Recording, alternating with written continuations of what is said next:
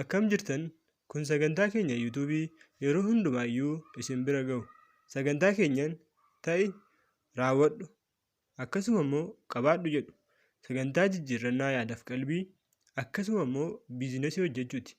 Egaa har'aaf yaadota jijjiirannaa yaadaaf qalbii ta'an akkasuma immoo biizinasii hojjechuuf nu dandeessan hedduu qabannee dhufneerra. Haga dhumaatti nu dhaggeeffachuu, laayik, sabiskiraayib yuutuubii kana gochuu hin dagatinaa. Yaada keenyas akkasitti yaada beekaa addunyaa kanaan eegalla. Waan kamuu milkaa'uuf yaada adda ta'e barbaada. Kanaafidha namoonni milkaa'oo suuppar ta'an baay'een kan hin jirre. Sababni isaa gurbaa ani beeku dachaa 10 na caalu garuu akkas cimee hin hojjetu. Riichoolaaf.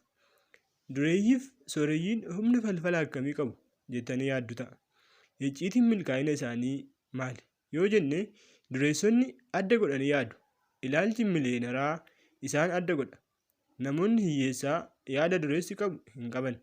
Egaa kuni garaagarummaa hiyyeessaaf dureessa gidduu jirudha. Qabxiin jalqabaa yookaan istaarti pooyinti ta'an biizinasii hojjechuuf isaan armaan gadiiti. Sirriitti dhaggeeffachuun egaa raawwachuun hojiitti isaanii kun barbaachisaadha.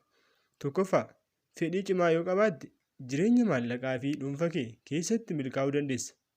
Sammuu kee inni dammaqaa yookaan sabkonshiisees humna guddaa qabu yookaan si jijjiiruu yookaan si balleessuu danda'a.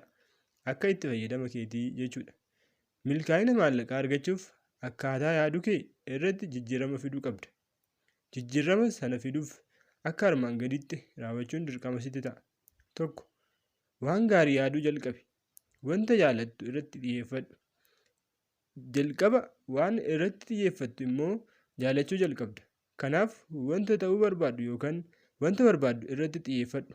Sammuu kee inni dammaqaan galmaan ga'uuf si gargaara. Lammaffaa irratti daandii milkaa'ina mataa keetii uumi. Kan namoonni biraa uuman hordofuu osoo hin ta'in daandii milkaa'ina mataa keetii uumi. Namoota biroo hordofuu yaaluun hamma tokko si gargaara malee kaayyoo kee galmaan hin ga'u. Sagalee mataa keetii hordofuu qabda. Egaa namoonni yaada mataa isaaniitiin ka'anii deeman yaada isaanii guyyaa guyyaadhaan of guddisuudhaaf xiyyeeffatan bakka yaadan gahanii dureessota biliyoonaroota addunyaa kanaa ta'anii jiru. Inni sadaffaan yoo of hin jaalanne yoomiyyuu dureessa hin taatu. Jalqaba irratti salphilaaf yookaan of jaalachuun barbaachisaadha. Sababni isaa wanti gaariin akkasiif malu yoo sitti hin dhagaamne isaaf hojjechuu hin dandeessu. Inni afuraffaan milkaa'ina argachuuf waan jaalattu hojjechuu qabda. Hojii jibbitu keessatti yoo qabamte akkuma itti hin gammannetti cimtee hojjechuu hin dandeessu.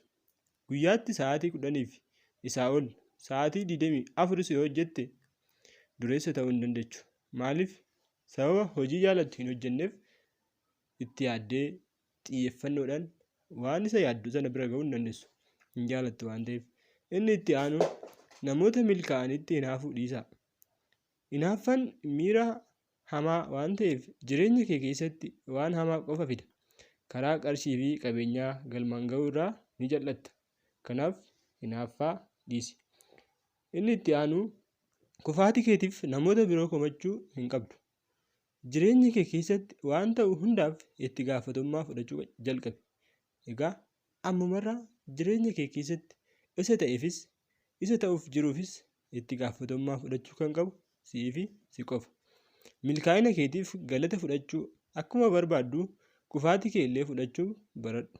Osoo namoota birootti quba hin agarsiisin nama itti gaafatamummaa caaluu si taasisa. Egaa sadarkaa kee jijjiiruuf sooressa ta'uu barbaaddaa? Egaa deebiin kee eeyyee yoo ta'e jijjiirama armaan olitti ibsame kana ilaalcha jireenyaaf qabdan irratti fidaa.